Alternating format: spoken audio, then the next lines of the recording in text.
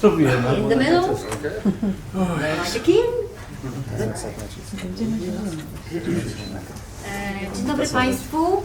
Witam Państwa bardzo serdecznie na konferencji prasowej z Kenny Shepherd, głównej gwiazdy naszego festiwalu.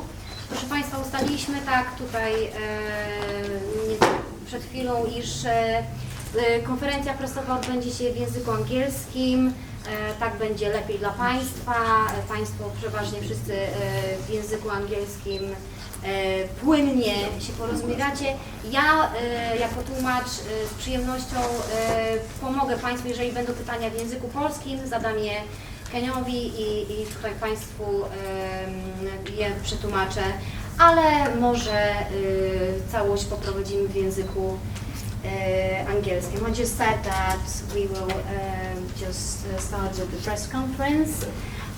The press conference will be in English. I'll be helping out as a translator if someone asks you a question in Polish, our native language, and I will tell you exactly what they said and translate it to them. But everyone shall, I know almost certain, I'm almost certain that everyone knows almost fluently English. So, shall we? Sure. Do I need to like speak into these or just talk? No, just talk. All right. I think we're fine. Okay. Unless you prefer Polish. That's definitely not easy for me. Any questions? Sure we do. You were such a young boy when you started your adventure with music, yes? And I have a question. Your home were full of music. What was fascinating you in music? What did fascinate you to start doing music? And because you were 7 years old? Yeah. Well, my dad was worked at a radio station, so I grew up with music around the house my whole life, and all kinds of music, everything like from blues to rock, country, R&B, gospel music, funk, James Brown, things like that. So I listened to everything, but I really connected with blues music when I was a kid, and for me, I think it was because of the emotion that's in the music. Because the one requirement, the main requirement for playing blues music authentically is that you can play it from your heart. And so when you're a little kid, and maybe you can't understand the words, you know, in the song or what he's singing about, if somebody's playing an instrument from their heart, a little kid can still connect with that. And so it just pulled me in, and I really loved listening to the blues. And I also I was drawn towards guitar, so there's a lot of guitar in blues music too. So that's what really pulled me to blues music. But music in general is really great because it makes you feel things, you know? And it generally, my music, I try to write and record music to make you feel good, to make you feel better. If you're having a hard time, you put on some Kenny Shepherd and then you have a smile on your face. You were 15 when you did sign your first contract, album contract. 16. 16, I'm sorry, 16. So how did you feel? Were you scared? Or maybe you felt the power to work for that music? I was excited, but the thing is in the United States and probably everywhere, the odds of being a successful musician, it's almost like winning the lottery. So it's really hard. Like, if you compare the amount of people that are successful musicians with the amount of people that want to be successful musicians, it's a big difference. So I knew that it was exciting, but I didn't know what was going to happen. You know, I knew I had a chance to make a record and to write songs and go make an album that I wanted to make, but I didn't know if the people were going to like it or not. And thankfully, they did. Yeah. Coming back to the beginning, I heard that you start when you first listened to Stevie Ray. Is that true? Yeah, well, so like I said, I grew up listening to a lot of music, and like one of my favorite memories as a kid is putting the vinyl records on the turntable and jumping up and down and playing air guitar. And I used to listen to ZZ Top. My favorite album as a kid was Fandango by ZZ Top. And I'd put it on the record player, and I'd jump up and down and play guitar. I didn't really know how to play guitar yet. So I liked other musicians, but something about Stevie and his playing really grabbed me. And so when I saw him play for the first time when I was 7 years old, and I got to meet him because of my dad. And so he set me on an amp case on the side of the stage, and I just watched him, and I was completely mesmerized, And he just affected me in a really big way. And so from that point forward, all I wanted to do was learn how to play guitar to try and affect somebody the way he affected me. Well, you're from New Orleans. I heard that you play a lot. Matter of fact, I have a record, so you did. Play with Bryan Lee. Can you tell us a little bit about work with Bryan Lee? Well, Bryan, he was the first guy that let me get on stage with him when I was 13 years old. Oh. So we would go, my dad and I we would get in the car on the weekends, and we would go to New Orleans, or we would go to Austin, Texas, or Dallas, Texas, or Memphis, Tennessee. We would go all these places to see live music. But we went to New Orleans a lot, and my dad saw Bryan Lee first, and then my dad turned me on to his music. So we would go down to see him in the French Quarter at the old Absinthe House bar. And we did this a lot. And then eventually, my dad and a bunch of his friends were down there, and one of his friends approached Bryan and asked Bryan if I could sit in with him. And so he let me, and I was only supposed to play 2 songs and then get down. But after I did the 2 songs, he wouldn't let me get off the stage because he was enjoying it. So that was my first time on stage, and I got standing ovations and everything. And I was really nervous because I was like, well, I've never been on stage, so this can go really well or it can go really bad. So we'll see. And it went really well. So Bryan and I became friends. And then I had him, when I did my first album, I had Bryan come and play rhythm guitar on the album. Yeah. And I've had him, we did the 10 Days Out, the documentary film, and we had him in that. I've always tried to tell people about him because he helped me out when I was young. And he never really broke into the mainstream, so I've always tried to, get him more exposure because I think he's a really talented guy. Oh, yeah. Yeah. Well, speaking of 10 days, I noticed that version of The Thrill Is Gone, which we know already, we heard about a million times. That version is very interesting. That it was the B.B. King Orchestra, or there was your band, or both? It was his band. It was his, that's what I thought.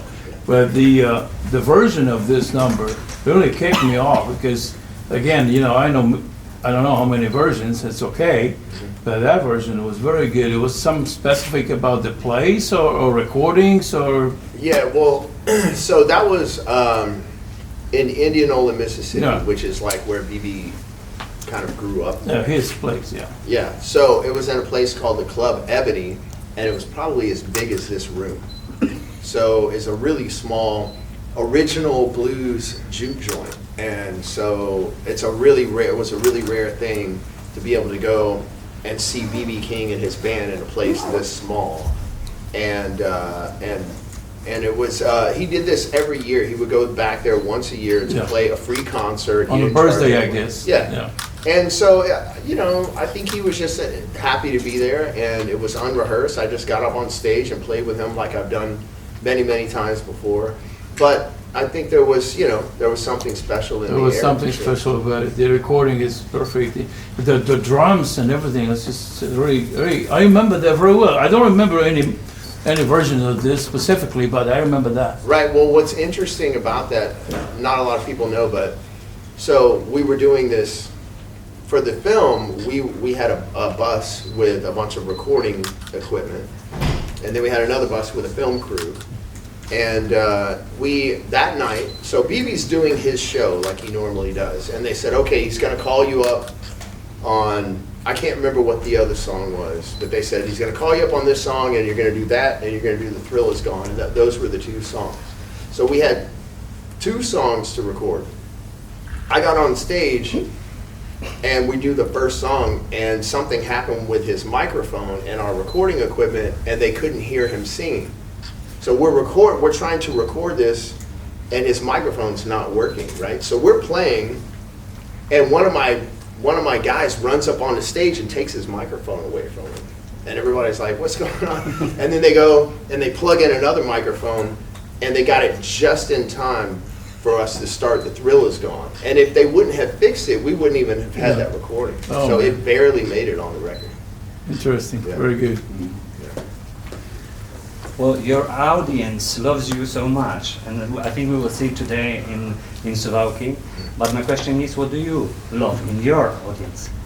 What do I love in my audience? Yes. Well, the fans are, No, I you just hate mean, it. the fans they're very passionate about this music. I mean, when you become a fan of blues or blues rock, or, you know, whatever you want to call it, generally people are fans for life, you know, and it's a really great kind of music to be a part of, because then you can grow and evolve as an artist, and you can have a lifelong career playing music. I mean, BB died, he was in his mid-late 80s, and he was playing music almost up until the day he died. You know, we just did a tour with Buddy Guy in the States, and Buddy is 82, 83 years old, he's still doing it. So you can't do that with all kinds of music. I mean, you can't imagine a pop singer on stage singing pop songs at 82 years old. It'd be Wait weird. for Mick Jagger. Yeah, well, except for him, you're right. But he's rock, he's not. Yeah, but John Mayall is 86, right? Well, he's the bluesman. John Mayall. John Mayall, but he's blues. Oh, he's a right? bluesman. Yeah, exactly.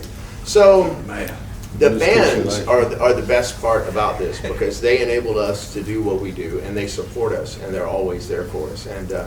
And what's interesting is the last time we came here, which was I guess about 8 years ago, and I had never been to Poland before, and we played in this place, and it was a wide open building, and the crowd, it was packed in there, but they were so loud and like so, it was one of the best crowds of the entire tour. And so, you know, I'm looking forward to coming back, because I remember that very vividly. I remember that they were so excited that I told my people, I'm like, we should come and film a live concert here, because this audience is so good.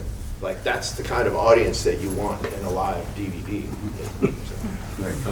Yes, I was there. It was in Chorzów. The place was Batory Club.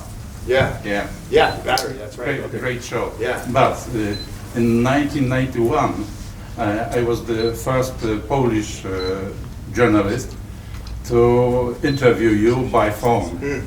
And you were very enthusiastic about the music and your career. From the perspective, do you think the dreams come true? Yeah, absolutely, because I remember what it's like to be a little kid sitting at home playing guitar and looking at magazines and seeing people, my heroes, and just like imagining what could it be like to be like one of those people. And then later I would see myself on the same magazine, you know. And so to me, absolutely, you know, dreams do come true. I mean, mine have certainly come true. And I had no real expectation, you know. I just knew that I got to play guitar, and people were starting to show up to hear me play. And thankfully, it's like now it's almost 30 years later, and we're still here doing this. So it's good. When you decide to cover a classical blues song like Thrill Is Gone or others, do you do it because you want to improve it, or you want to uncover possible hidden potential it has, which wasn't exposed in the original version, or is it just a tribute? Well, usually for me it's a tribute. I don't ever think that I'm trying to do better than the original, because I mean that would just be an inappropriate thought. You know, for me, I do it because it's a tribute. I appreciate the artist, I appreciate the song, and also I think we can do a good version of it, you know. And we certainly will do our own version, but we always try and stay true to the original, and not like, some people like to go and completely rework a song, but I don't like to do that so much, because I don't like to alienate the original idea behind the song. You know? I just like to do it the way I like to do it, you know. But it's usually just a tribute, you know. It's because I love this musician, I love this song, and I think we can do a good job doing it. So tell us a little bit about being invited to make the the cover of Blue and Black with Five Finger Death Punch. Oh, yeah. How was it? That was cool. Did you like it? Did you enjoy it? Yeah, absolutely. I've been waiting because that song is like 20 years old now, and that song was a big hit for us. We had we had number one in the States for many weeks with that song. And I always believed that that was a hit song, and it could be a hit for anybody. I believe a country artist could record it and have a hit with it, a metal band, I mean, whatever. So I was waiting to see if somebody was going to come along and cover that song, and then they did it. So they did it for their album. They came out in December, and then they called and said, well, we want to do another version and have you play on it. Then I said, okay. And then they got Barry Goldberg, who's a country artist in the States that's got a big following, and he came in on it. And then they got Bryan Lee from Queen to play on it as well. So we all came together. You have metal, classic rock, country, and blues rock all on this one song. And it's number one in the States right now again. So it's cool. The song is a great song. No matter. Did you find anything in common with Bryan Lee?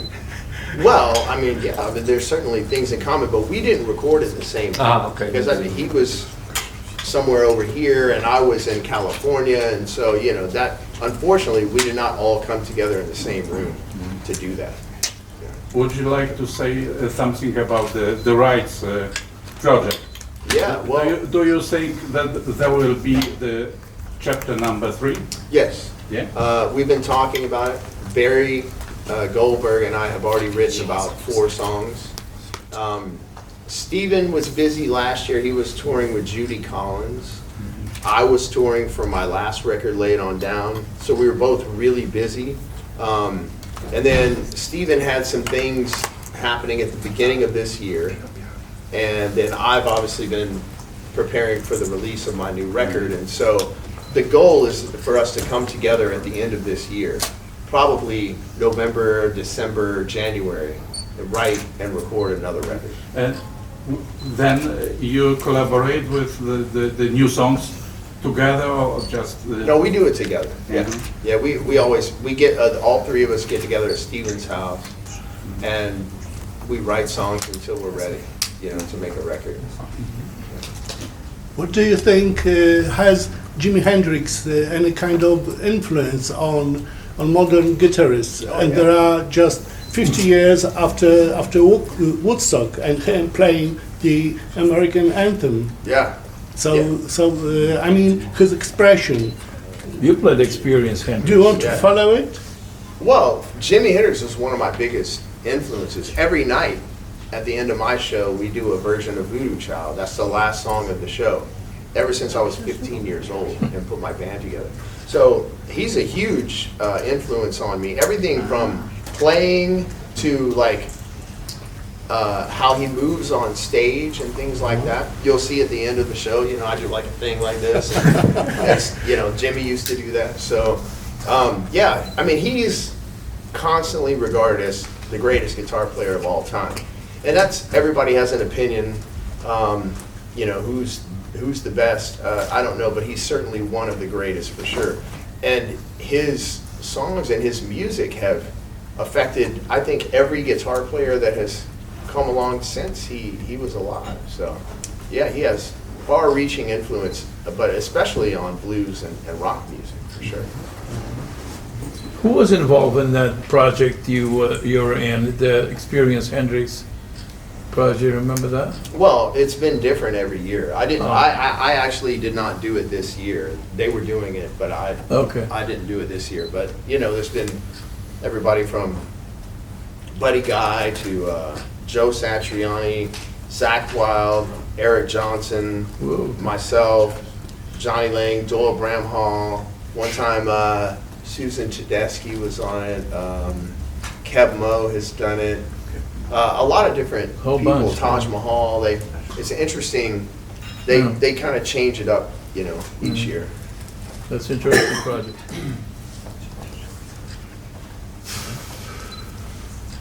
Tell us about cars. What about 'em? I love cars. I know. It's like What's the oldest you got? the oldest car. Yeah. 1964 Dodge 330. Cool. A Cool. lot of guitar players love Yeah, cars. I know, but I know you love cars. You got cars. Yeah, absolutely. Ever since I was a little kid, I loved cars, and the music, as my career in music, gave me the opportunity to pursue my passion for cars too. But you know, Billy Gibbons and Yeah. Jimmy Vaughn, Jeff Beck, you know, even Clapton, all these guys love cars too.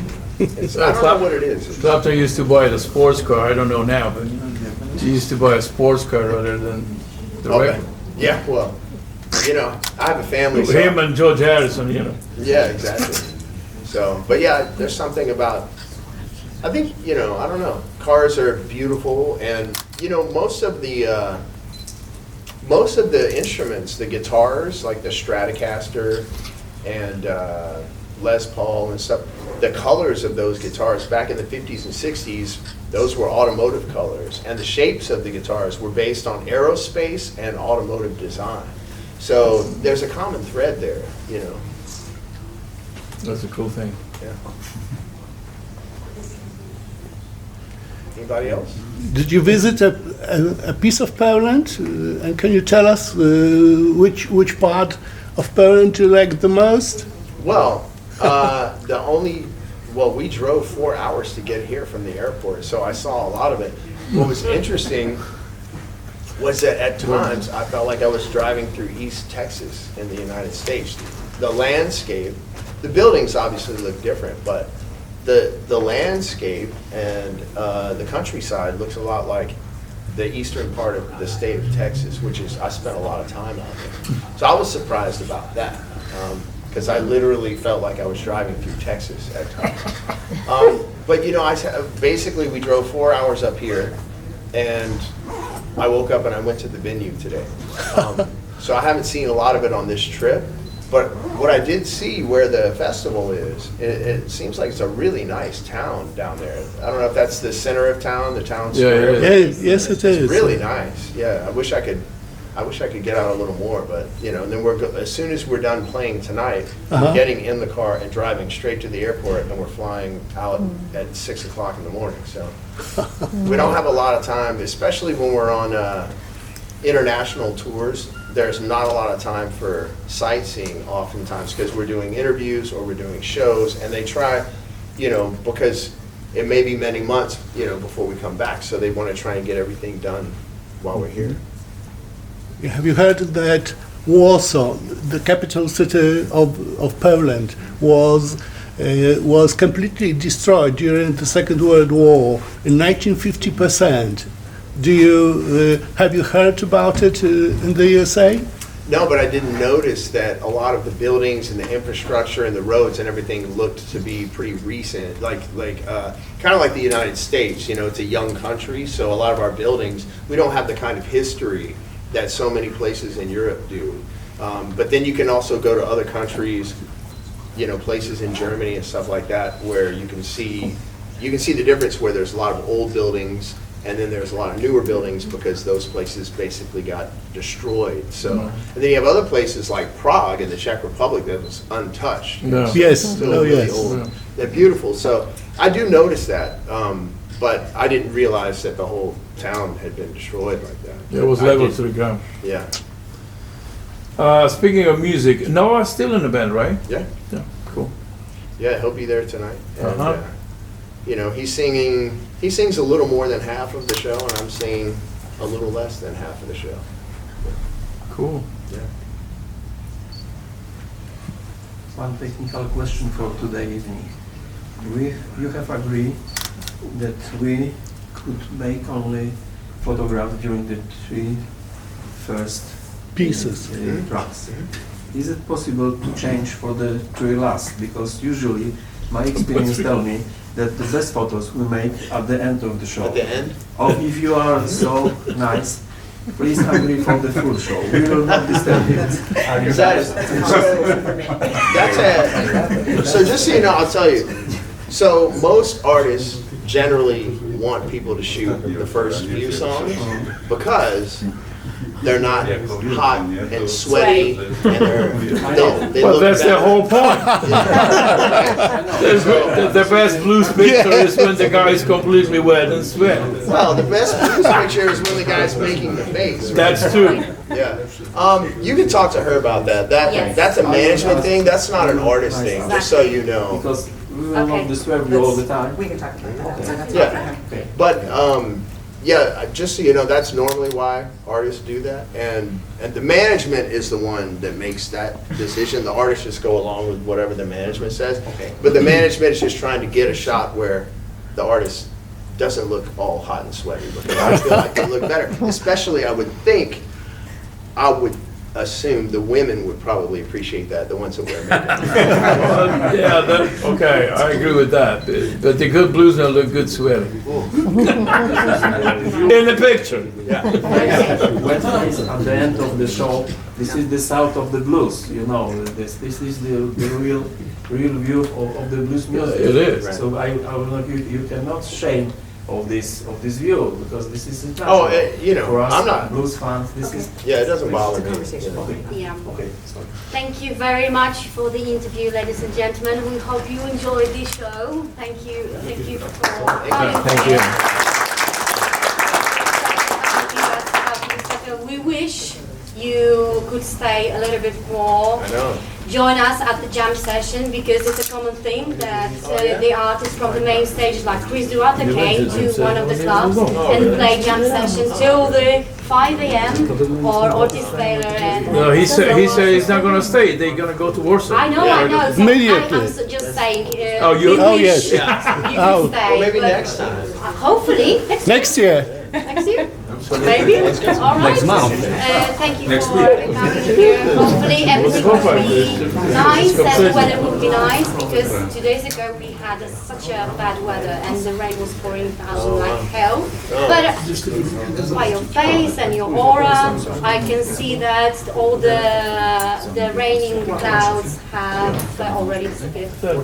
All right. Thank you, ladies and gentlemen.